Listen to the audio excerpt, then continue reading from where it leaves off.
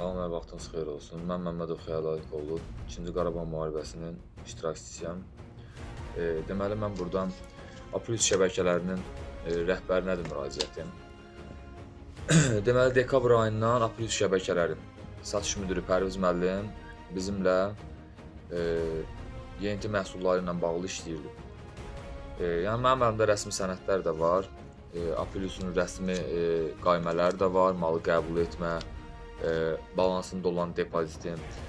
İndi mən bir aydan çoxdur ki, hal-hazırda Aprilüs şəbəkələri ilə ödənişlərimizi gecikdirməsi ilə bağlı işləmirik, məhsul vermirik.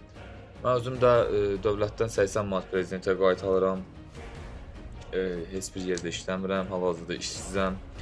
İndi Pərviz adlı şəxs də bizim şirkətə verdiyimiz məhsulun ödənişini ödəmirlər, üstlərindən atırlar.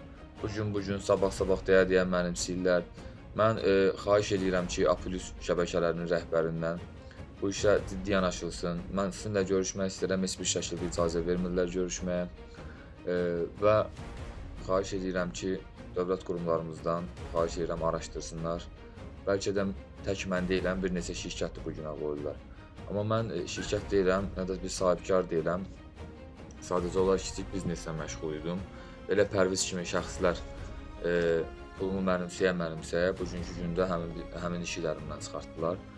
Mən indi xahiş edirəm ki, Aprilüs şəbəkələrinin rəhbərindən, gözəl insan, mən sizi tanıyıram, sizə hörmətim böyükdür, sonsuzdur.